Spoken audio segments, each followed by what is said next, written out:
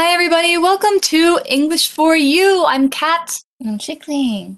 And today we are talking about, well, something that we're kind of doing right now, which is distance learning. Okay. Yeah. 远距教学. Yeah, that's right. So we are not in class, but we are working from a distance, and we definitely have to talk to other people a lot. We have meetings, and you hang out with your friends and things like that. And it can be kind of hard to know what to do all the time, right? Right. Mm-hmm. Yeah. So, I think for students, it could be even harder because sometimes kids don't really know, How to use the manners. Oh, yeah. So I think that's what we're talking about today, right? Yeah. So we're actually talking about like how to have, basically good manners when you are in distance learning, when you are in class from a very far away location using the internet, things like that. Because I know that, it can get really distracting. So why don't we jump into the article and find out what we are talking about today? Let's go. Reading. Distance learning is no excuse to forget your manners. Since the beginning of the COVID-19 outbreak, schools have had to move classes online. In the beginning, I thought it was great. No school? Cool. Teachers couldn't see me in my bedroom. I could do whatever I wanted. However, I was soon fed up. For one thing, I missed seeing my classmates in real life. For another thing, it was hard to learn much. People were interrupting and asking questions all at once, and were using the virtual classroom chat for casual gossip. The teacher was struggling to control the class. Because of this, she introduced some netiquette rules. Rule 1. All students must participate in every class. This is to make sure that everyone is paying attention to what I'm teaching, and to encourage active learning. I would prefer that students volunteer to give answers. However, if a student hasn't contributed to the class, I will call on them to provide something.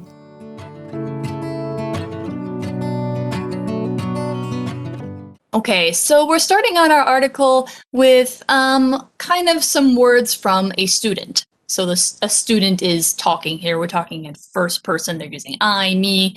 So they're introducing what's the situation. It says, since the beginning of the COVID-19 outbreak, schools have had to move classes online, of course.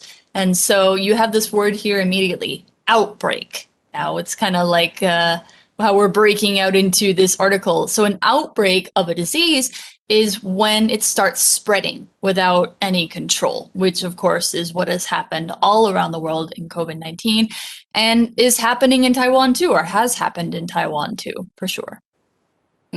所以 outbreak 我们听起来就很像是爆发，所以它可以指危险的事情啊，或者是疾病的爆发，像 COVID-19 它这个爆发，疫情爆发就可以这样子用。所以自从疫情爆发之后，学校就必须改成线上教学。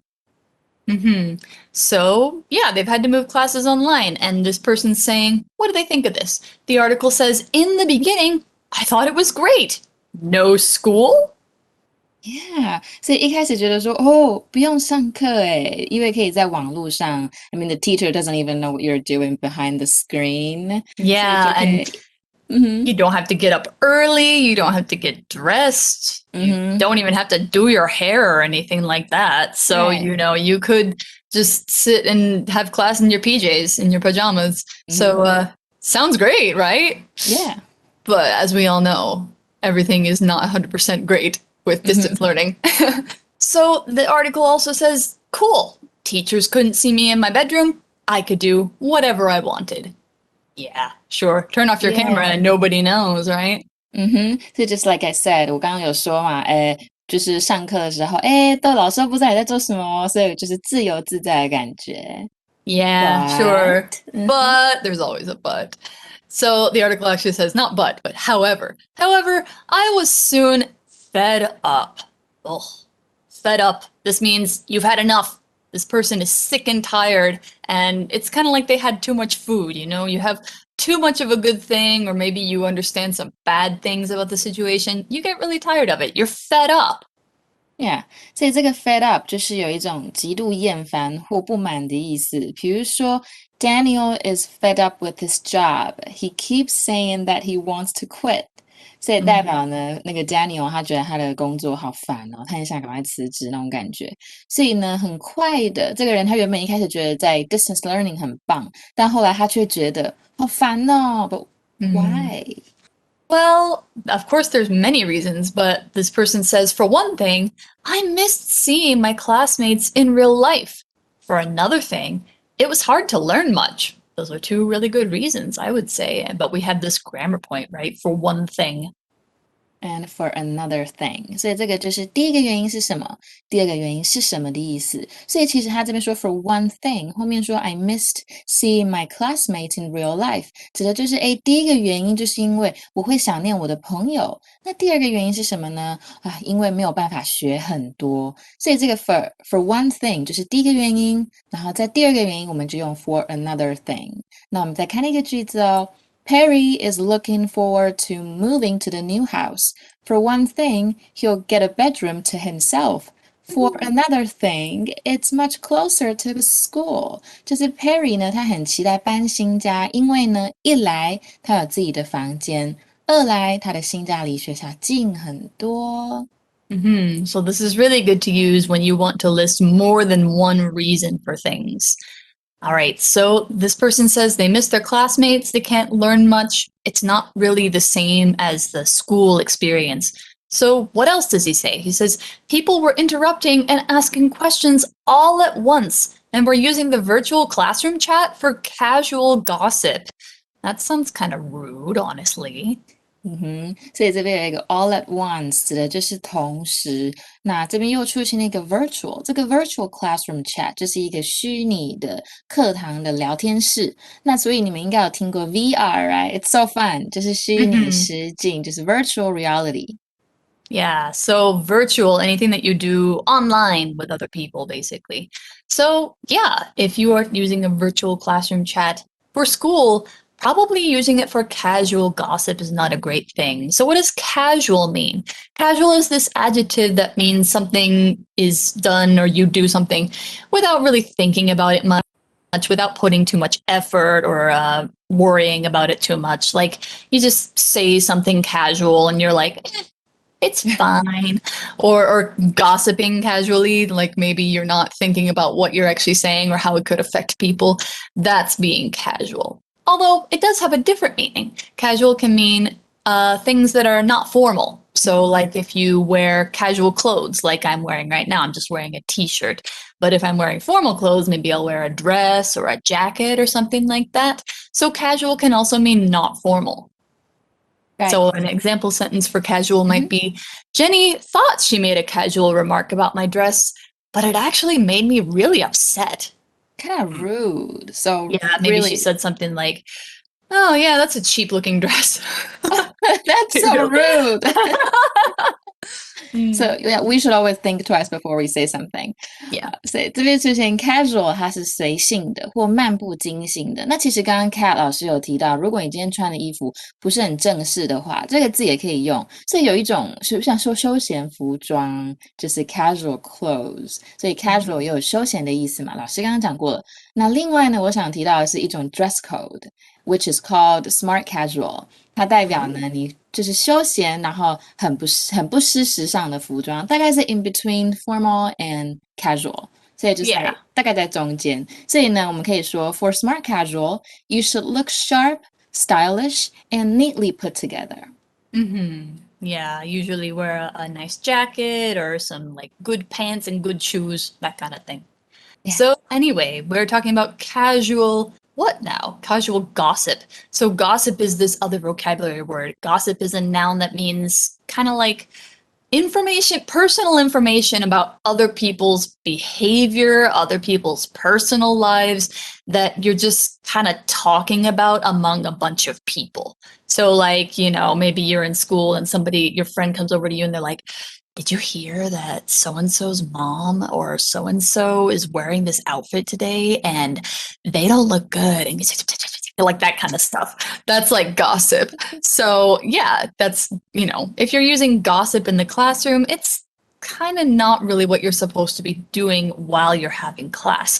You could also have gossip as a noun for a person. This is a person who likes to make gossip. Maybe every time you see them, they have a new juicy story, that kind of thing. And they like to talk about people's personal lives a lot. So an example sentence for gossip, the latest gossip going around the school is that Tiffany's parents are breaking up. Oh,所以 gossip 就是闲聊或闲谈的意思。那老师 Kat 老师刚刚有提到，对不对？它也可以当一个人。所以如果你是长舌妇，很喜欢讲别人闲话的人，那 you are a gossip。所以尽量不要 gossip。所以你可以说 Don't get too close to Lydia. She is a gossip. 所以这样子 me saying this could be a little bit like gossiping too,所以文章就是 I guess, yeah. Yeah, because you're talking something bad behind someone's back. I think you're probably gossiping. Yeah. Or you're just warning people that maybe they're like a toxic person. You don't want toxic people in your life. Yeah. 所以大家同时这个人就觉得说，其实这个 distance learning 有一个缺点，就是大家同时都在打断，同时都在问问题，然后最严重的什么呢？就会在虚拟聊天室里面尬聊。So anyway, they're clearly not doing what they're supposed to be doing in class. They're being a little bit rude. They're interrupting each other. And the article says the teacher was struggling to control the class. Because of this, she introduced some netiquette rules. Interesting. So we have this interesting word here. But first, we're going to learn about the word control, to control the class. This is a verb that means like kind of directing people's behavior or animals' behavior and making them or causing them to do what you want without forcing them, really. Like you're showing control by making rules, showing authority and power. That's having control or controlling people. Also, it could mean controlling yourself, like controlling your emotions, controlling the things like your desires, and keeping them from becoming too strong. That could be controlling as well. So an example sentence for the kind of control a teacher does. I was the only adult watching 10 3-year-old kids, and they were very hard to control. Oof, sounds like a nightmare. Yeah.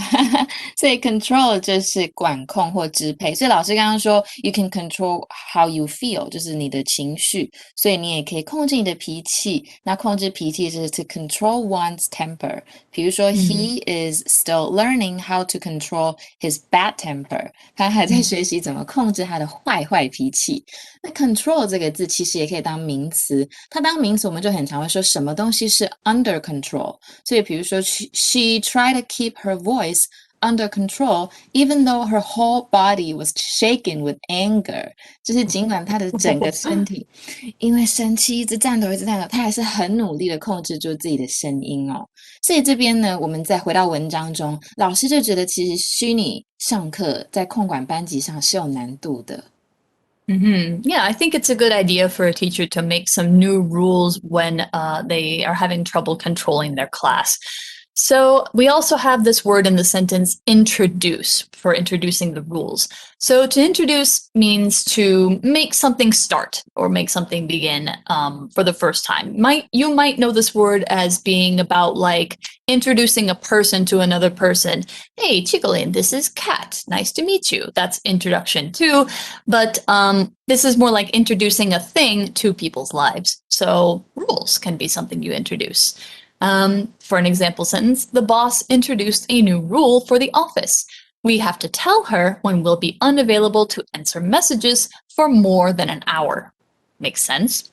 So yeah, introduce a new rule to control people's netiquette. That's this fun word we saw in here. So netiquette is actually a combination word of net from internet and etiquette, which means manners. So that's why internet manners.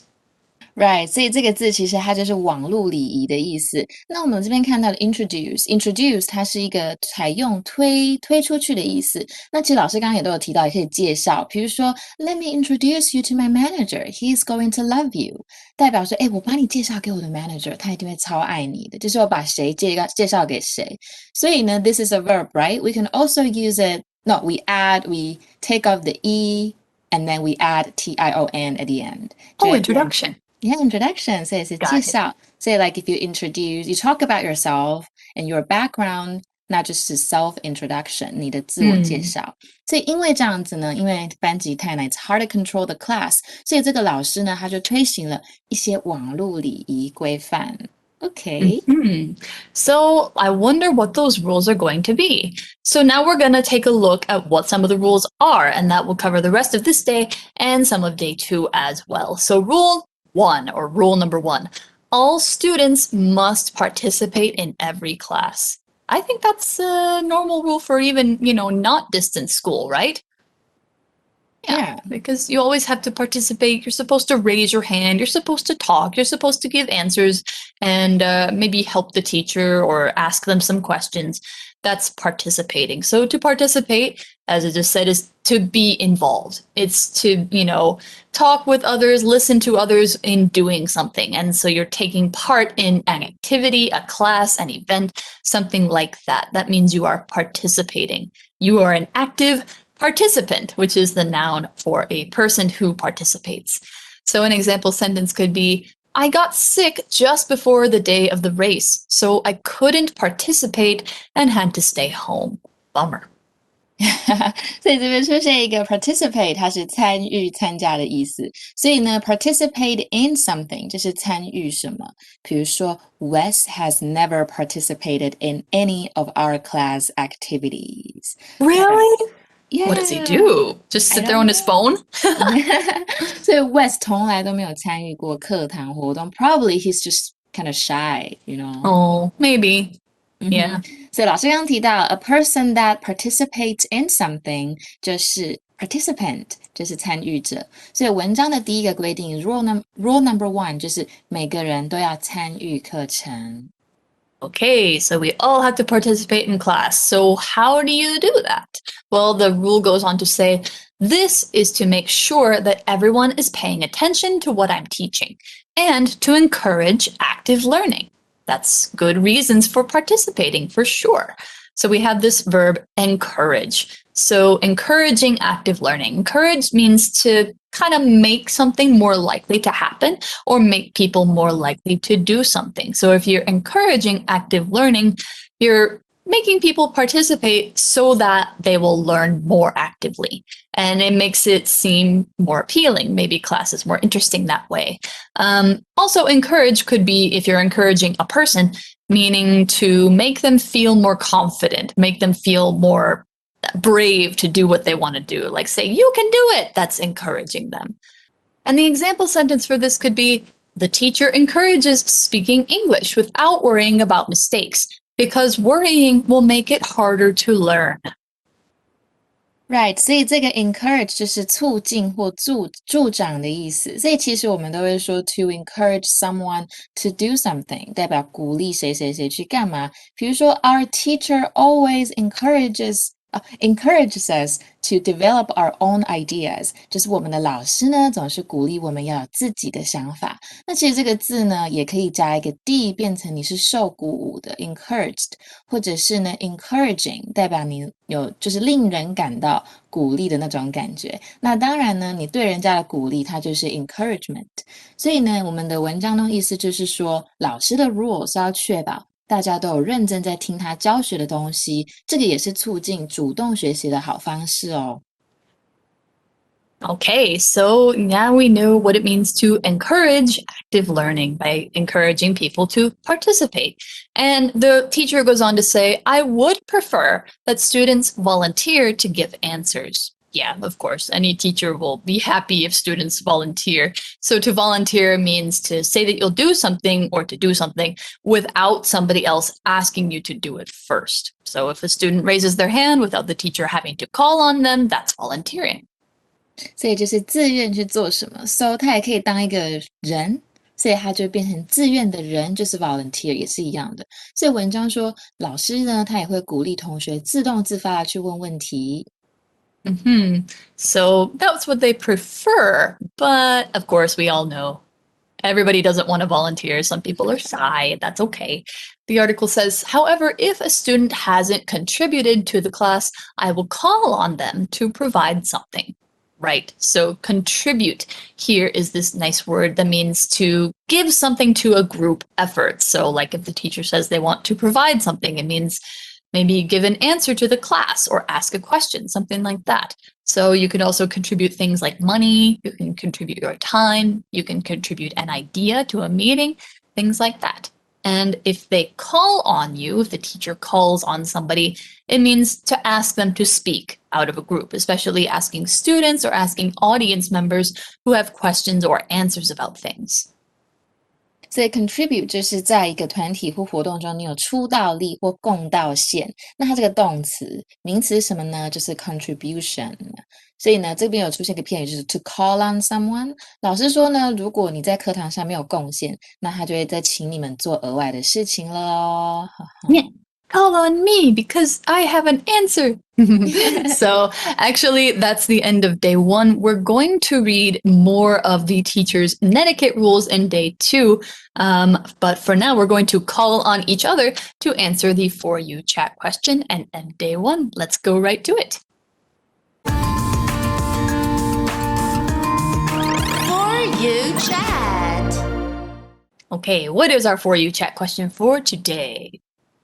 It is, do you like distance learning? Why or why not? That's a big question, I feel like. I kind of feel like many people don't have a chance or don't have an option. But I think I've done distance learning. I finished my master program very recently, and it was all distance learning. In fact, I had almost no lectures ever. It was all reading. So, you know, it was good to set my own schedule, but I also really like having in-person classes and being able to talk to people and work with people because it makes me feel like I can focus on the class better. Okay. How about you? Yeah, I've actually never had a distance class before, but you know, Really? but as a teacher, distance learning or distance teaching is a lot better for me. Oh, really? Yeah, because I don't have to, get up so early, get my makeup done. I don't have to get dressed. You know, sometimes you can just simply put on a top and then you're wearing your PJs down there and they don't even know. Exactly. You look very nice up top and then the bottom is just, I don't know, dinosaur pants. Yeah. Or strawberries, you know. Oh, that's cute. So yeah, I'm really a big fan of distance teaching. I Learning, understand. I've never tried it before, but Yeah. maybe next time if I I want think I think I like the mixed method where it's kind of like some of it's online, some of it's in person. I think a little bit of both is the best thing. Yeah, true. All right. So I believe that's it for today then. So we're going to learn a little bit more about the teacher's netiquette and how well it works in day 2. But for now, we will see you tomorrow. Bye-bye. Bye. Vocabulary Review. Casual. We don't have time for casual conversations here. This is a place of business. Gossip. Have you heard the latest gossip? Tommy invited Susan to the school dance, but she refused. Control. Molly couldn't control her son, who ran into the street and was almost hit by a car. Introduce. We're introducing the All Pass ticket, which lets users ride all MRT and bus lines for 30 days. Participate. It's okay if you don't want to act. You can still participate in the school play by making things for it. Encourage. The government lowered taxes on goods to encourage people to spend more money. 智慧小补帖 Outbreak. Virtual. volunteer, contribute.